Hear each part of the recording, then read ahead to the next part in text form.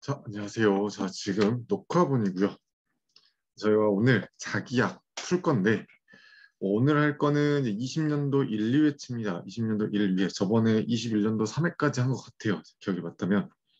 아니면 다시 또 잡아드리긴 할 건데 오늘 20년 1, 2회 본다라고 보시면 될 것 같아요. 여기서부터 진행을 할게요. 자, 그러면 바로 문제 보도록 하죠. 자, 면적이 매우 넓은 두 개의 도체판을 D미터 간격으로 수평하게 평행 배치하고 이 평행 도체판 사이에 놓인 전자가 정지하고 있기 위해서는 도체판 사이에 가야 할 전이차는 어떻게 되냐라고 나왔어요. 결국 이거는 전개에 힘이 가해진대요. 전개 내에서. 그럼 우리는 쿨롱, 전하에 힘이 가해진대요. 저 Q 쿨롱에 전하가 있는데 얘한테 힘이 가해진다네. 그럼 힘 F는 Q 곱하기 전개 2다라고 볼 수 있겠지. 근데 여기에 또 하나 더. 힘을 받으면 이 물체는 분명 움직여야 돼. 이 전하는 움직여야 돼요. 근데 얘가 전자가 정지해 있다라는 거야. 그럼 거기에 뭐야? 마찰력이 작용한다라는 거야. 끌어당기는 뭔가 힘이 작용한다라는 거야. 그럼 그게 뭐냐? 중력에 의한 힘이지. 중력에 의한. 그럼 뭐 어떻게 우리? F는 mg라고 보고 이렇게. 요 두 개의 힘이 똑같으면 뭐가 된다? 멈춰 있게 된다라는 거야. 그럼 이때 문제에서는 전위차를 구해달래요. 차라고 나왔는데 사실 차는 의미가 없어요. 전위입니다. 이런 문제는. 그러면 Q2는 m 곱하기 g, g가 중력가속도고요. m 값이 질량이다라고 다 나와 있죠. 자, 이때 이 값을 우리는 바꿔주면 될 것 같아요. 전위하고 전개 구한 공식은 점전하에 4파이 입실론 거리 r 제곱분의 q. 전위 v는 우리가 어떻게 구해요? 4파이 입실론 거리 r분의 q. 둘이 뭐 하나 차네요? 거리 r 하나 차이나. 전위 v는 전개했다가 뭐 하나 곱하면 거리 r 하나 곱하면 된다, 그렇지? 그러니 우리는 q 전개 2 대신에 거리 r분의 v의 mg라고 되면 되겠죠. 이때 전이차 v를 구해달라고 했으니 누가 내려가요? Q값이 내려가요. 근데 문제의 Q값이 얼마래요? 2는 전자의 전하량이다. 전하량은 2라고 하고 m 곱하기 g에. 자, 이 r이 뜻하는 게 뭐예요? 평행판 콘덴서면은 평행판 도체면 이 r 뜻하는 게 거리야. 두 도체 간의 거리. 거리는 d미터다라고 나왔으니까 d라고 치환해주면 되겠다라는 거예요. 그럼 답이 몇 번이 나온다? 3번이 나온다는 건데, 자, 이 문제 중요하냐? 별로 그렇게 중요하지 않아요. 수업할 때 계속 말씀을 드려요. 뭐 중요한 문제다, 중요하지 않는 문제다? 별로 중요하지 않아. 자격증 푸는데. 그닥 중요한 문제는 아니야. 1번. 1번부터 등장은 했으나 딱히 그닥. 자, 이제 우리 그 다음에 이제 2번을 봐야 되는데, 전위함수 v는 x제곱 더하기 y제곱. 자, 이게 전위래요. 점 3,4에서 등전이선의 반지름은 몇 미터이며 전기력선의 방정식이라고 나왔네. 전기력선의 방정식. 전기력선의 방정식이라고 했으니 우리는 무엇을 해줘야 되나? 전기력선의 방정식이 뭐예요? 전기력선이 존재한대요. I만큼 J로 DZ의 K 이렇게 벡터로 생긴 전기력선이 있는데 이 전기력선이 결국 누구랑 똑같다? 전기랑 똑같다 이거야. 전기는 어떻게 생겨? X 성분의 Y 성분의 재성분을 갖고 있다라는 건데 전기력선 방정식일 때 어떻게 한다 했냐면 전개분의 전개와 전기력선의 비가 똑같다라는 거였어요. 그럼 결국 EX분의 DX가 EY분의 DY가 EZ분의 DZ이다라는 거. 요걸 딱 풀어주면 돼. 그럼 여기 전위가 있기 때문에 우리는 이 전위를 무엇으로 바꿔주면 돼요? 전개로 바꿔주면 돼요. 나는 벡터 전기가 필요하니까 스칼라 함수 V와 벡터를 연결시킬 수 있는 중간 다리가 뭐야? 미분이 누굴 이용한? 미분 연산자를 이용한. 그래서 그레디언트 V 또는 나블라 도트 V를 해주시면 되겠지.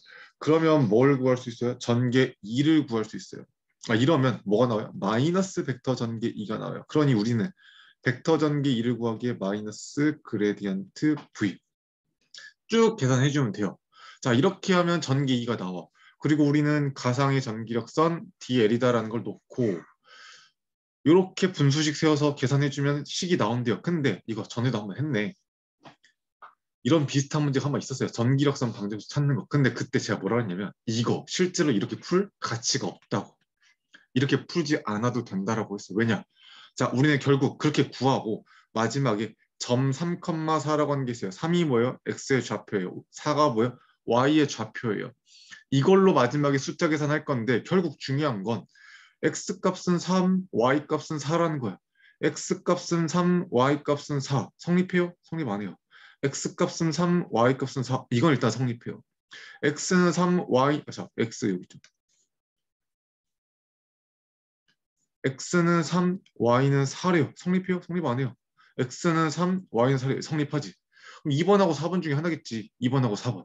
자, 그 다음 등전이선의 반지름이래요. 등전이선. 등전이선이 뭐예요? 자, 여기 점전화가 있어요.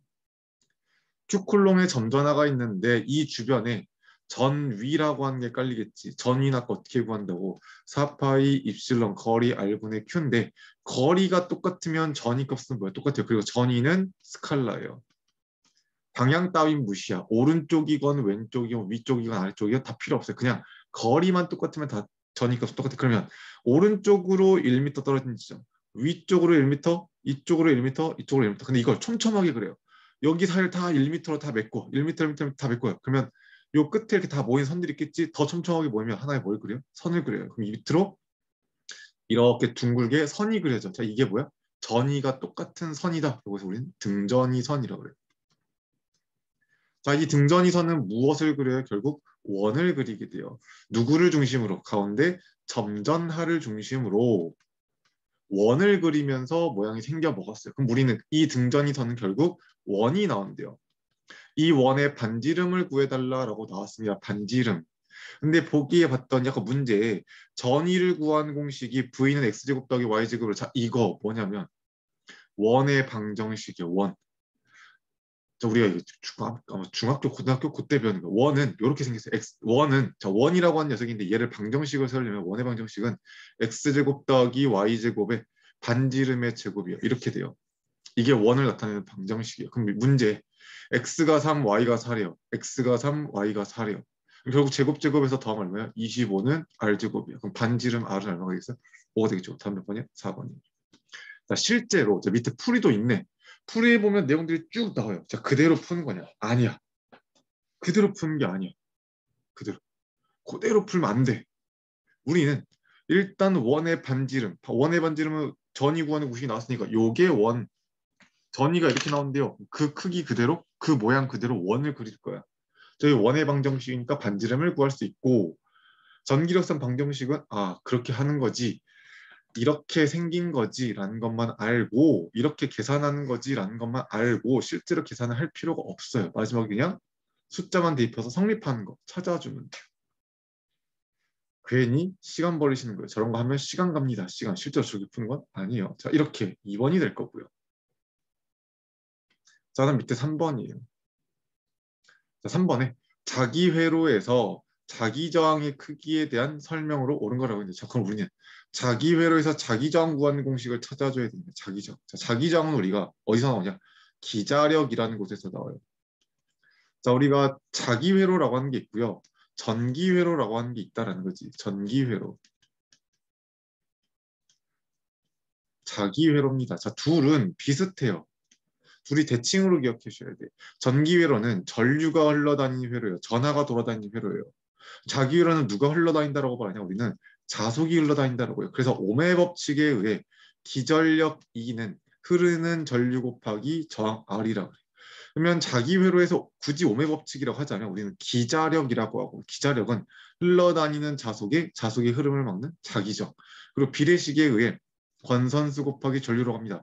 전류가 많으면 많이 흐르면 자속을 많이 발생시키니까 기자력이 셀 거다. 권선이 많이 감겨 있으면 그만큼 자속이 중첩되니 기자력이 세진다. 이 공식이.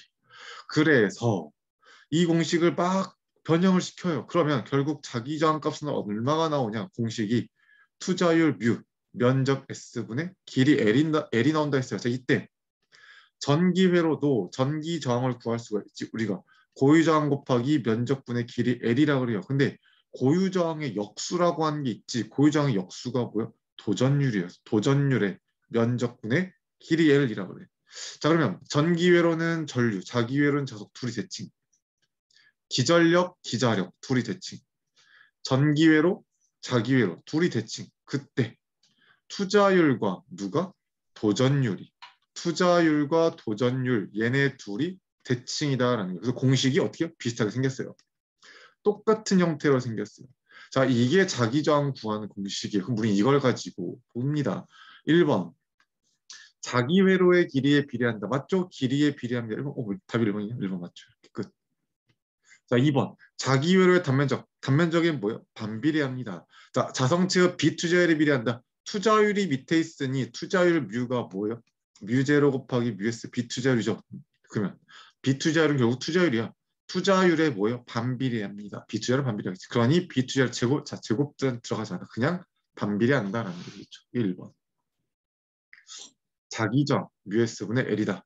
전기정과 비슷하게 생겼다. 똑같이 생겼다라는 거. 투자율과 도전율 차이밖에 없다. 기억해 주시면 될 것 같고요. 4번입니다. 10mm의 지름을 가진 동선에 50A의 전류가 흐르고 있을 때 단위 시간 동안 동선의 단면적을 통과하는 전자의 수는 몇 개냐라고 물어보고 있는데 우린 이걸 알기 전에 전자라는 말이 나왔어요. 전자가 뭐예요? 2라고 쓰고 마이너스의 전기를 가지고 있는 전하야. 마이너스의 전기적인 성질을 가지고 있는 녀석. 원자, 전자와 그 전자는 누구 주변을 돌아가? 원자 핵을 돈다. 원자와 전자 이런 거 하잖아요. 거기서 나온 전자입니다. 그러면 우리는 이 문제를 풀기 전에 우리가 알아야 되는 게 하나 있다. 그것이 뭐야? 전자 한 개가 가지고 있는 한 개의 전하량을 알아야 돼요. 전자 한 개의 전하량. 전자를 우리가 2를 쓰고요. 전자 한 개가 가진 전하량을 마이너스 1.602 곱하기 10의 마이너스 19승 쿨롱이다라고 해요. 근데 이때 이 앞에 마이너스는 음의 전하, 마이너스의 전기를 뜻한다라는 뜻밖에 없어요. 그래서 마이너스는 있어도 그만, 없어도 그만이에요. 그냥 우리는 뒤에 크기값 1.602 곱하기 10의 마이너스 19승이다 라는 걸 먼저 알고 가야 돼. 참 이건데 10mm의 지름을 가진 동선, 전선이 있대요. 반지름, 지름이 10mm래요. 반지름은 얼마겠어요? 5mm가 되겠죠. 자, 이 전선에 전류가 흐른대요. 50A의 전류가 흐른답니다. 자, 이때 단위 시간 동안 동선의 단면적을 통과하는 전자의 개수는 이라고 합니다. 그럼 어떻게 해야 되냐? 일단 첫 번째 우리는 총 전하량을 구해줘야 돼요. 총 전하량을 구해서 큐쿨롱의 전하량을 구해서 무엇으로 나눠주면 전자의 개수로 나눠주면 아니죠. 전자의 개수가 아니죠. 전자 하나의 전하량으로 나눠주면 그게 뭐다? n개가 난다. 왜냐? 전자가 가지고 있는 전하량에 n개를 곱해요. 그럼 이게 뭐야? 총 전하량이야. 그럼 총 전하량 나누기 무엇을 주면 전하 한 개의 전하량을 나눠주면 전자 하나의 전하량을 나눠주면 n개 수가 나온다라는 거죠. 이렇게. 자, 그래서 구합니다. 전하량을 구해줘야 돼. 그럼 전하량을 어떻게 구할 거냐라는 건 대체 내가 알고 있는 건 여기에 전류랑 단위 시간 동안 흐른다라는 것밖에 몰라요. 그럼 우리는 전류라고 하는 게 뭐예요? 시간의 변화량에 따른 전하의 이동량이다라고 해요. 우리는 이걸 통해서 Q값은 어떻게 구해요? 전류 곱하기 시간을 해주면 돼요. 그럼 문제, 전류는 얼마래요? 50A래요. 근데 단위 시간 동안이래요. 단위 시간이면 몇 초를 뜻해요? 1초를 뜻해요. 1초. 단위 시간은 1초. 그럼 결국 시간은 1초 동안. 그러면 총 전하량은 얼마? 50쿨롱. 그러면 우리는 50쿨롱을 무엇으로? 전하 한 개의 전하량 값으로. 그러면 전자의 개수가 나온다라는 거지. 그래서 몇 번이 나온대요? 3번이 나온다라고 합니다. 계산기는 꼭 눌러보셔야 돼요. 계산기 꼭 눌러보셔야 됩니다. 자, 이렇게 해서 5번이었고요. 4번이었고요. 그다음 5번입니다. 자, 다음 5번은 이제 자기 인덕턴스와 상호 인덕턴스와의 관계에서 자, 결합계수라고 부르고 있어요. 결합계수. 자, 그러면 자기 인덕턴스와 상호 인덕턴스와의 관계다라고 나왔는데 사실은 그냥 상호 인덕턴스예요. 상호 인덕턴스만 보면 돼. 상호 인덕턴스. 이때 결합계수의 범위는 얼마냐라고 물어보는데 자, 결합계수가 뭐냐 이거예요. 자, 우리는 전자유도 법칙이라는 걸 배워요. 전자유도 법칙을 가지고 만들 수 있는 가장 대표적인 기계가 뭐가 있냐? 변압기가 있어요. 변압기는 이렇게 철심이 있고 왼쪽에 권선을 하나 감고 오른쪽에도 권선을 감아요. 이렇게. 그러면 내용은 이렇지. 1차 측에 전압을 가해요. 1차 측에 전류가 흐르겠네. 그럼 여기서 뭐가 발생돼요? 1차 측에 자속이 발생돼요. 근데 이 자속은 두 가지 자속으로 나뉘어요. 철심을 타고 흐르는 자속과 밖으로 새는 자속. 이걸 우리는 누설 자속이라고 해요. 밖으로 새는 거. 그래서 그러면 밖으로 새는 거는 별 영향이 없다고 보시면 이건 별 영향이 없어요. 근데 철심을 타고 흐르는 이 자속이 오른쪽에 있는 권선하고 부딪혀요. 쇄교한다라고 합니다. 그럼 여기서 뭐가 만들어지냐? 2차 측에 기전력이 만들어지고요. 이 끝에 부하를 달아서 폐회를 만들면 절주가 흐르게 되고요. 부하에 전압이 걸린다라는 게 돼요.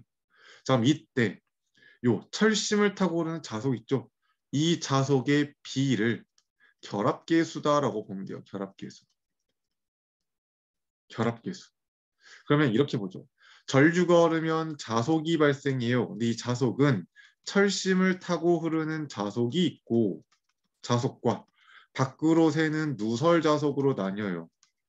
이 중에 이 둘의 합산분의 철심 자속의 비야. 얼마만큼 철심 자속이 많냐? 이게 결합계수를 뜻해요. 얼마나 많이 갖고 있냐?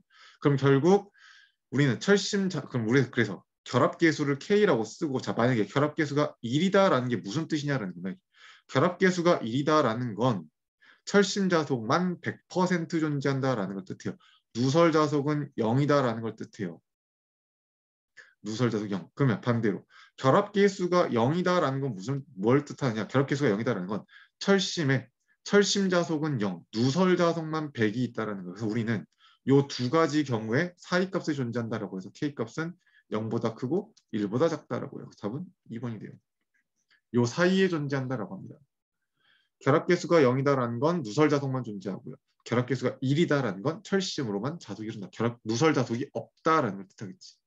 그리고 결합계수를 구하는 공식이 존재합니다. 각각의 코일의 인덕탄스의 곱을 루트 취해 주시고요. 둘 간에 작용하는 상호 인덕탄스로 이렇게 상호 인덕탄스를 나눠주시면 돼요. 그 값으로. 자, 이게 결합계수 구하는 공식. 자, 그 다음에 이제 문제 6번입니다. 문제 6번은 자, 면적이 S제곱미터이고 극간의 거리가 D인 평행판 콘덴서. 평행판 콘덴서예요. 판 두 개가 이렇게 나란히 마주보고 있는 똑같이 면적은 S제곱미터고 둘이 떨어져 있는 거리가 D미터인 이렇게 생긴 평행판이에요. 콘덴서요. 자, 이때 가운데 입실론 S라고 하는 비유전율 입실론 S 유전체를 채웠대. 자, 이때 정전 용량 구해달래요. 자, 이것도 공식 문제예요. 자, 원래 이거 어떻게 구하는 거냐면 모든 정전 용량 C죠, C. 얘는 유도식이 있어요. 어디서 구하느냐? 자, 일단 정전 용량이라고 하는 건 전하가 모인다라는 거예요. 콘덴서가 있는데 콘덴서에 전하가 모이려면 우리는 뭘 가해줘야 되냐? 전압을 가해줘야 돼요. 전압을 가해주면 이 콘덴서 C라고 하는 콘덴서에 뭐가 쌓여요? 전하가 쌓여요. 전하를 많이 가해주면 전하도 많이 쌓이고요. 전압을 약하게 쌓이면 전하도 느릿느릿 약하게 쌓여요. 그럼 결국 둘은 비례하지. 전압을 가하면 전하가 쌓인대요. 둘 간의 비례 상수를 뭐라고 하냐? 정전 용량이다라고 합니다. 이때 정전 용량 C는 전압 V분의 전하량 Q라고 해요. 이렇게 구해요. 그럼 이때 전압 V는 또는 전압을 우리 다른 걸로 전위차라고 하는데 전압원이 하나밖에 없잖아요. 그럼 전위차나 전압이나 똑같다라는 게 돼요. 그래서 전압을 전위라고도 해도 됩니다. 전위는 전개 곱하기 간격분의 Q가 돼요. 거리. 그러면 평행판에 두 개가 나란히 마주보고 있는 평행한 평행판에 전개 구한 공식은 뭐냐? 유전율 분의 면전압을 또 시그마입니다. 여기다가 간격 D분의 전하량 Q인데 자, 전하량 Q래요.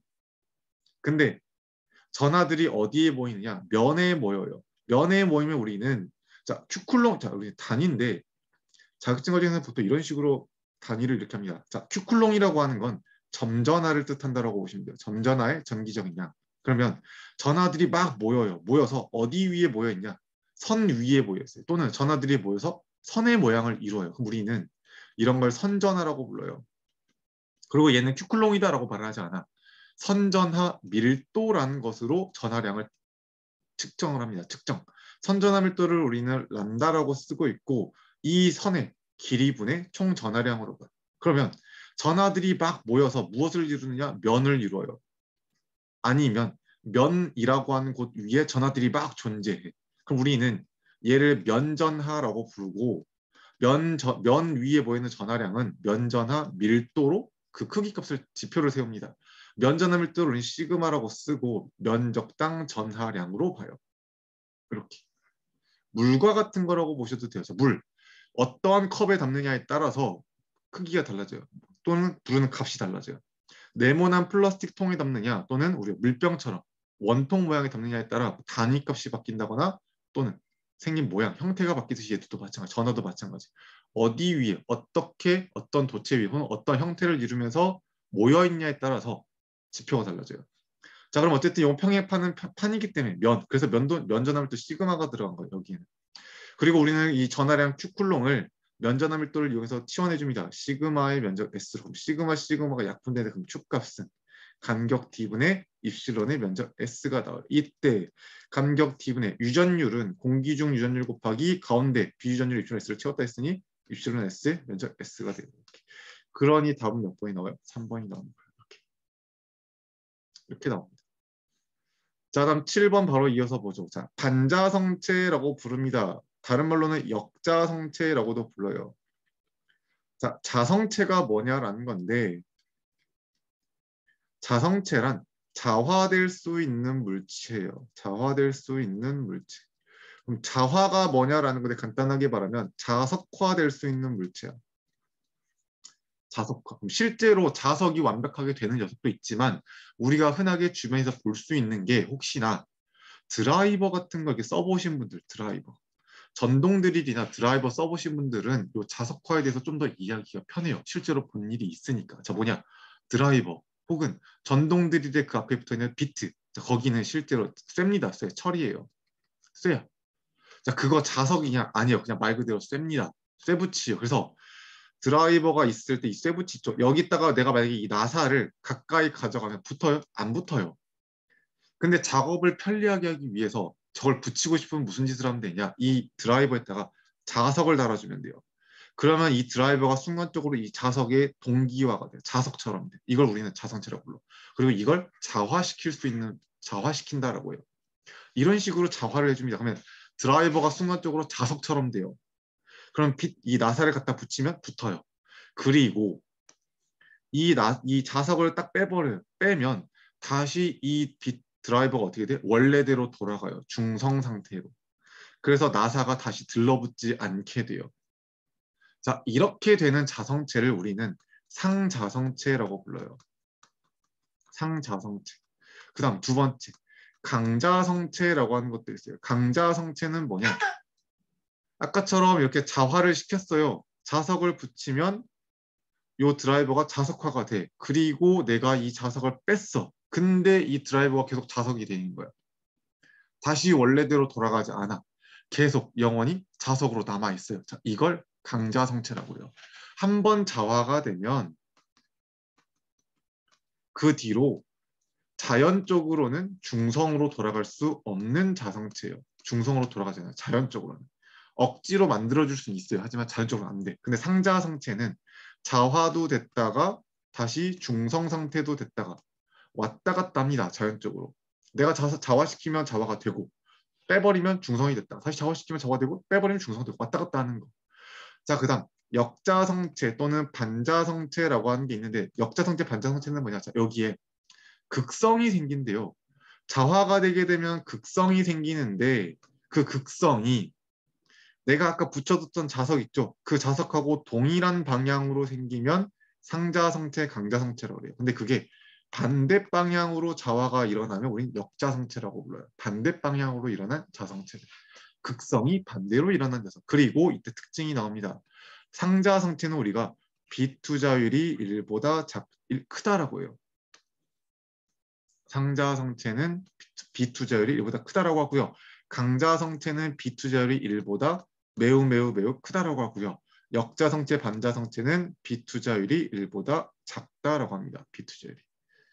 그러니 반자성체의 비투자율 값은 얼마다? 1보다 작다. 2번이다라고 골라주시면 돼요. 이렇게.